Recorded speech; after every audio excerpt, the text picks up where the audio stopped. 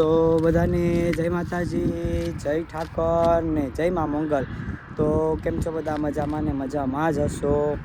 તો અત્યારે છે ને ભાઈ સાંજે જ્યાં હું રોકાણો છું ને દાદા દાદી ને અત્યારે નાસ્તો બાસ્તો કરી અને ફ્રેશ થઈને આવતો રહ્યો। હવે જઈએ છીએ પાછા આપણે આપણી સાયકલ યાત્રા પૂર્ણ કરવા। એટલે હવે છે ને ભાઈ અત્યારે હું આવી ગયો છું માધવપુર બ્રિજ છે જે અહીંનો તમે નજારો જોઈ લ્યો।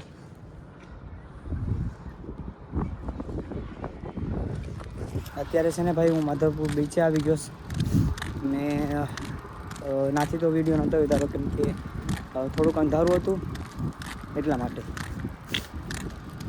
તો જો ભાઈ અહીંયા પણ છે ને એક શિવલિંગ છે। વિડીયોમાં છેલ્લે સુધી બન્યા રહેજો, હું હમણાં દર્શન કરાવું છું। હર હર મહાદેવ।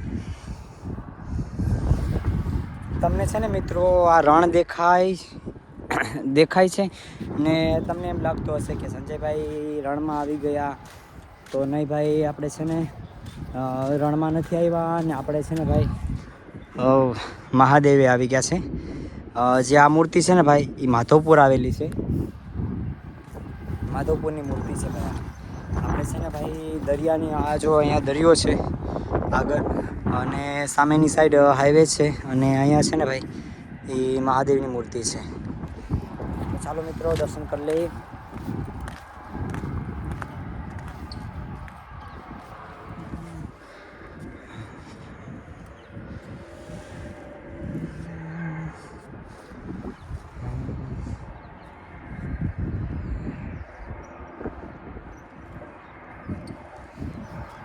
તો બધાને હર હર મહાદેવ મિત્રો।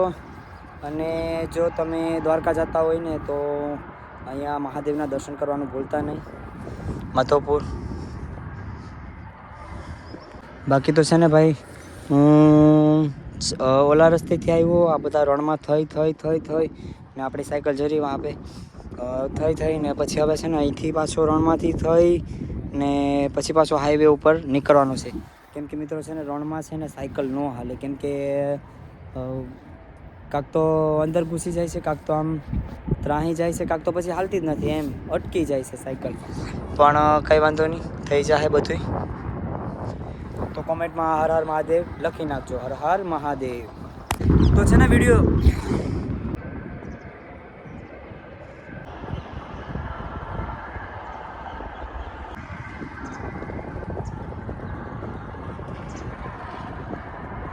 અને હા મિત્રો, હું છે ને ઉનાથી સાયકલ યાત્રાની શરૂઆત કરી છે મેં। અત્યારે હું પહોંચ્યો છું માધવપુર બીચે। અને મિત્રો જો તમે મને સપોર્ટ કરવા માંગતા હોય ને તો મને ફોલો આપી દેજો, ફોલો કરી નાખજો અને કોમેન્ટમાં હર હર મહાદેવ લખી નાખજો। બોલો હર હર મહાદેવ। અત્યારે છે ને મિત્રો હું છે ને મહાદેવના દર્શન કરતો તો આવ્યો, પણ જે આ છે ને એ કાદો છે। દરિયાની જે બાજુમાં ગામડા હશે એ લોકોને તો ખબર જ હોય કે આ કાદો છે એ પગમાં લાગે એટલે એ પગ ફાડી જ નાખે, પણ અમુક લોકોને ન ખબર હોય તો કહી દઉં કે જે દરિયામાં જે લોકો જાય ને તો એ લોકોને છે ને ભાઈ આવા બીજા કોઈ તો હથિયાર ન હોય, પણ જે આ કાદો છે ને એનો સામનો કરવો પડે એમ છે। ને જો મિત્રો આપણી સાયકલનો સીલો પડ્યો છે, આપણી સાયકલ અહીંયા છે। હું તમને કહેતો હતો ને કે પ્રોબ્લેમ આવે એમ કે ટાયર છે ને અંદર ગળી જાય એવી રીતના થાય છે બધું। તો મિત્રો હાલમાં છે ને અત્યારે મારે જવાનું છે, અત્યારે માધવપુરથી તો હું નીકળી ગયો છું ને અત્યારે મારે પહોંચવાનું છે, આપણે છે ને મિત્રો પહોંચવાનું છે હર્ષદી માના મંદિરે સાંજ સુધીમાં। કેમ કે અહીંથી છે ને મિત્રો 105 કિલોમીટર છે। જો પહોંચી જવાય ને તો વધારે સારું, કેમ કે તો નાઇટ આપણી થઈ જાય ને બાકી તો છે ને મિત્રો આપણે ગમે ત્યાં બીજે જ સૂવું પડશે, કેમ કે હવે આગળ છે ને જાન પહેચાન હતી એ બધી પૂરી થઈ ગઈ, એમ સગા સંબંધી હતા એ બધા પૂરા થઈ ગયા। અત્યારે મેં 3 નાઇટ કાપી, આજે છે મારો 4થો દિવસ યાત્રાનો, કેમ કે 3 દિવસ સુધીમાં ને તો મને છે ને બધી નાઇટમાં છે ને સારું જમવાનું અને સારું સૂવાનું મળી ગયું હતું। હવે આગળ જોઈએ મિત્રો, કેમ કે હવે તો નથી કોઈ જાણીતા, પણ મારો દ્વારકાધીશ સાથે છે ને, કેમ કે જે મારી સાયકલ સામે આગળ છે ને સોમનાથ બાપા અને દ્વારકાધીશ ભગવાન હારે છે મારી, એમ એટલે મને હારવા નહીં દે। તો કોમેન્ટમાં જય માતાજી, જય સોમનાથ ને જય ઠાકર લખી નાખજો। જય માતાજી। અત્યારે છે ને મિત્રો 9 વાગી ગયા છે ને છે ને મિત્રો સવારનો છે ને હું અત્યારે હજી 7 જ કિલોમીટર હાલ્યો છે, કેમ કે 7 વાગ્યાનું તો હું હાલી ગયો હતો, નીકળી ગયો હતો, કેમ કે હજી 7 કિલોમીટર જ હાલ્યો છે. કેમ કે છે ને ભાઈ જે આ સાયકલમાં છે ને આ પેન્ડલ છે ને ત્યાં એક ઘસાય છે, એના લીધે છે ને આ પેન્ડલ નીકળી ગયું હતું.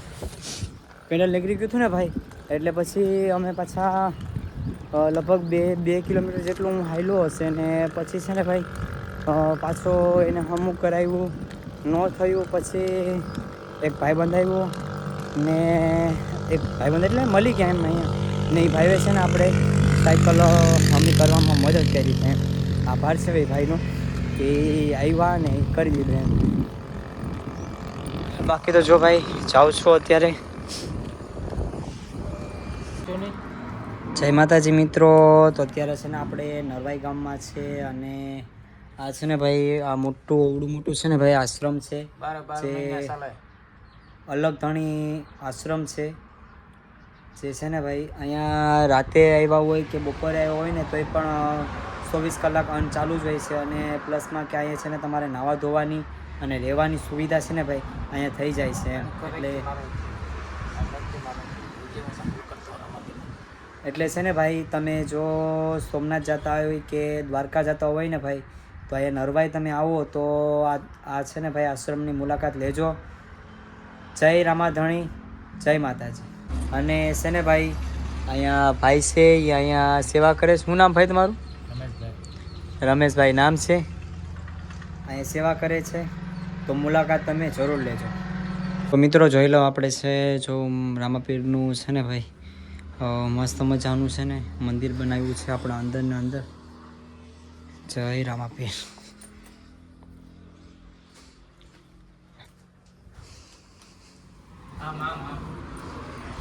તો મિત્રો જો તમે આવતા હોય દ્વારકા જતા હોય તો અહીંયા અલગ ઘણી આશ્રમ છે, અન્ન ક્ષેત્ર છે પૂરેપૂરું. તો જો તમે અહીંથી નીકળતા હોય તો અહીંની મુલાકાત લેજો. અને ચાલો ભાઈ તો નાસ્તો કરી લઈએ. અહીં જો બધા લોકો છે ને આગળ એક મંદિર છે આ લોકોનું માતાજીનું. આ લોકો છે ને ભાઈ ત્યાં જાય છે ને જો ભાઈ રિક્ષામાં છે ને ભાઈ આવા કેમ્પ કેટલા બધા લગાવેલા છે એમ. આમાંથી જો એ લોકોને કંઈક ખાવા પીવાનું આપીશ એટલે છે ને જો આવા કેમ્પ છે ને ભાઈ આખા રસ્તે કેમ્પ છે ને આખા રસ્તે છે ને ભાઈ માણસો છે ને આવી જ રીતના છે ને ભાઈ જાય છે એમ આખા રસ્તે એમ. કેમ કે છે ને ભાઈ જો એ લોકોના છે ને ભાઈ માતાજીની ચૂંદડી ચડાવવાનું કે એમ કંઈક છે એમ કહેતા થાય લોકો. ચૂંદડી ચડાવવા માટે છે ને આખો પરિવાર જાય છે એમ, આખો પરિવાર. તમને દેખાશે નહીં ને એટલું પબ્લિક આવે છે ભાઈ. હવે છે ને મિત્રો જો અહીંયા છે ને હવે દ્વારકા રહ્યો છે 104 એટલે હવે આજે તો નહીં પહોંચાય, મતલબ કે હવે રોંઢા થવા આવ્યા છે એમ, સાંજ પડવા આવી છે એટલે આજે નહીં કંઈ થાય પુગાય. હવે કાલે પુગાશે કેમ કે હવે બોડિયા ઉપર જ આધાર છે. બોડિયા એમ કહે કે આમ હાલો તો એમ હાલવાનું, બોડિયા એમ કહે કે સીધા હાલો તો સીધા જ હાલવાનું. જો ભાઈ તો જય માતાજી મિત્રો. અત્યારે છે ને ભાઈ આપણે કયું ગામ? પાલખડા છે ને ભાઈ આપણે આવી ગયા અને અહીંયા છે ને ભાઈ મોટું બધું આશ્રમ છે. અહીંયા છે ને રહેવાની સુવિધા અને જમવાની સુવિધા પણ થઈ જશે. તો જો મિત્રો હજી તો અમે આવ્યા ને ત્યાં સા પણ આવી ગયો. જો ભાઈ આપણા દેલવાડાના ભાઈ છે હિરેનભાઈ સાપી છે ને આપણી પણ સા અહીંયા છે. તો ચાલો મિત્રો અત્યારે છે ને મિત્રો જો આપણી સાયકલ અહીંયા છે અને આ છે ને ભાઈ આશ્રમ છે ને હવે છે ને ભાઈ રૂમ છે ને ભાઈ મસ્તનો મળી ગયો. જોઈ લો રૂમ મસ્તનો મળી ગયો ને આ ભાઈ દેલવાડાના છે હિરેનભાઈ. તો અમે બે ભાઈઓ છે. હવે અમે સૂઈ જઈશું. હજી જો જમવાનું નથી થયું, હજી જમવાનું થશે એટલે આ લોકો બોલાવશે ને આ આશ્રમ છે એટલે તો હવે તો સવારે વાત બધી બીજી બધી બાકી કોમેન્ટમાં જય દ્વારકાધીશ લખી નાખજો. અને કાલે છે ને આજે તો મિત્રો છે ને દ્વારકા નથી પહોંચવાનું, પણ કાલે છે ને 2 મોટા ધામ થશે. હવે કયા કયા 2 ધામ થાય ને એ હવે કાલ પાછા બીજો વિડીયોમાં કહીશ એમ. Bye bye. તો જય માતાજી મિત્રો, અત્યારે હું છે પાનકડા અને અહીંથી રહ્યું દ્વારકા 100 કિલોમીટર. અત્યારે તો છે ને મિત્રો નાઇટ થઈ ગઈ છે. અહીંયા તો જમવાનું મળી ગયું. હું અને ભાઈ બેઠી ગયા જમવા. હિરેનભાઈ છે દેલવાડાથી. તો જો મિત્રો જમવાનું તો છે મસ્ત મળી ગયું. હજી તો દ્વારકા સુધી તો મિત્રો વાંધો નથી આવ્યો, પણ દ્વારકાથી કચ્છ જવાનું છે. ત્યાં મને શું કંઈ રહેવાની સુવિધા મળીએ કે જમવાની સુવિધા મળીએ કંઈ ખબર નથી મિત્રો.